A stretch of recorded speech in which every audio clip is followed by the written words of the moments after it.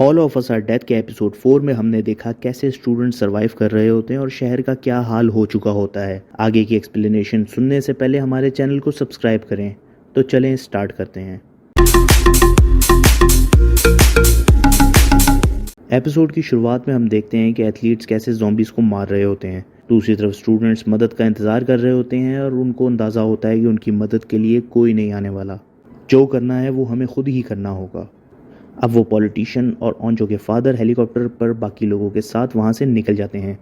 अब मीडिया पर सिर्फ इसी की बहस हो रही होती है कि शहर में मार्शल लॉ लगा दिया गया है, हालात बहुत ख़राब हैं और स्टॉक मार्केट को भी बहुत बुरा असर पड़ा है। सारे शेयर्स बुरी तरह डूब चुके हैं।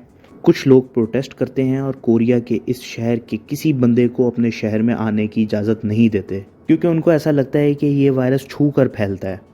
लोग बहुत डरे हुए होते हैं, लेकिन कुछ लड़के व्यूज़ की खातिर प्रैंक वीडियोस बनाते हैं। उनके लिए ये मामला सिर्फ मजाक था। आर्मी और गवर्नमेंट सोशल मीडिया पर होने वाले मजाक को रोकने का तरीका सोचती है। अब सीन शिफ्ट होता है क्लास में, जहाँ सेओग अकेला वापस लौटता है और उन्हें बताता है कि वहाँ क्या हुआ। अब ओंजो सान की काफ़ी फिक्र कर रही होती है। दूसरी तरफ सान इंसू और ज़ॉम्बीज से बच के भाग रहा होता है और लाइब्रेरी में पहुँच जाता है। वहाँ बुक शेल्फ्स के ऊपर एक लड़का होता है जो सान को नीचे गिरा देता है। अब सान फिर भी बच के वहाँ से भागता है, तभी इंसू बुक शेल्फ के ऊपर आके उस लड़के को भी नीचे गिरा देता है। अब इंसू की और सान की फाइट चल रही होती है, तभी इंसू सान को पकड़ लेता है। अब सान नीचे गिरने ही वाला होता है, तभी वो मोबाइल से इंसू की आंख फोड़ देता है और उसे नीचे गिरा देता है। ज़ॉम्बीज़ उसको चारों तरफ से काटने लगते हैं। दूसरी तरफ वीडियो वाली लड़की अभी तक इन्फेक्टेड नहीं हुई थी, जबकि उसको ज़ॉम्बीज़ काट चुके थे। अब सान बुक शेल्फ्स के ऊपर भाग रहा होता है और जंप कर रहा होता है, तभी वो नीचे गिर जाता है और किसी तरह अपनी जान बचा के वहाँ से भागने लगता है। वो पाइपलाइन के अंदर घुस जाता है, तभी वहाँ एथलीट्स आ जाते हैं जो ज़ॉम्बीज़ को मारने लगते हैं। एथलीट्स वहाँ अपने भाई को ढूंढने के लिए आए होते हैं। फिर वो एक कमरे में चले जाते हैं और कंप्यूटर देख के बाहर किसी से कॉन्टेक्ट करने की कोशिश करते हैं, लेकिन गवर्नमेंट ने सारे नेटवर्क्स बंद कर दिए थे। दूसरी तरफ सान भी अपने फ़ोन से कांटेक्ट करने की कोशिश करता है, लेकिन सिग्नल ना होने की वजह से वो किसी से कांटेक्ट नहीं कर पाता।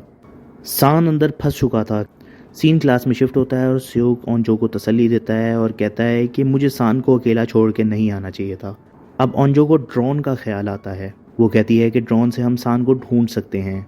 फिर वो एक लड़के से ड्रोन का पूछती है। ड्रोन के पार्ट्स इस लड़के को पता होते हैं, इसलिए वो फिर उस लड़के के साथ साइंस लैब ड्रोन लेने चली जाती है। अब हम डिटेक्टिव को देखते हैं जो अपने साथी के साथ कार में बैठता है, लेकिन कार स्टार्ट नहीं होती और वो वहाँ से भागने लगते हैं। फिर वो लोग रेस्टोरेंट के उसी रूम में घुस जाते हैं जहाँ वो लड़की अपने बच्चे को लेके गई थी और वहाँ दरवाजे के साथ खुद को बांध के ज़ॉम्बी बन गई थी।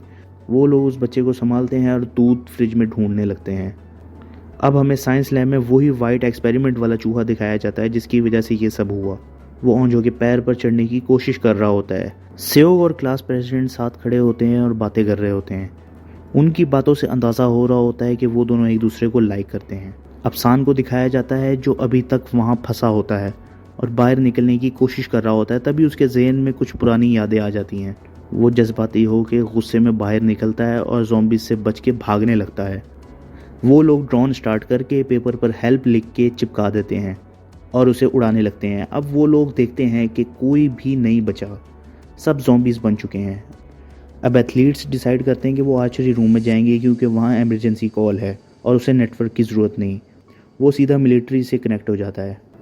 एथलीट लड़की कहती है कि वहाँ हमें जाना ही होगा, सिर्फ कॉल की बात नहीं बल्कि मेरे एरोज़ भी वहाँ हैं और बाहर जाने के लिए हमें एरोज़ की बहुत ज़रूरत पड़ेगी। अब वो 3rd फ्लोर से कूदने का सोचते हैं। अब क्लास में सीन शिफ्ट होता है। वो लोग ड्रोन से कैमरे में सब लोगों को देख रहे थे। वो उस एरो को देखकर हैरान होता है, क्योंकि वो एथलीट लड़की उसकी बहन होती है। उसके बाद ड्रोन से वो सान को भी देख लेते हैं और बहुत खुश होते हैं। सान एक क्लास में छुपा होता है।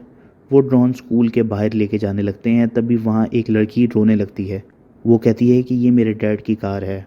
सब उसे तसल्ली देते हैं कि ये गाड़ी खाली होगी, तुम्हारे डैड वहाँ से भाग चुके होंगे। जूम करके पता लगता है कि उसके पेरेंट्स कार के अंदर ही हैं और वो ज़ॉम्बीज़ बन चुके हैं। वो लड़की और ज़्यादा रोने लगती है। अब वो पॉलिटिशियन क्वारंटीन सेंटर में पहुंचती है और आर्मी का बिहेवियर उनके साथ कुछ अच्छा नहीं होता। उन्हें कोई वीआईपी ट्रीटमेंट नहीं मिल रही होती। वो लोग उन्हें टेस्ट करवाने के लिए इंतज़ार करने का कहते हैं और एक रूम में छोड़ देते हैं। अब इंसू पर सीन शिफ्ट होता है जो अभी तक इन्फेक्टेड नहीं हुआ था।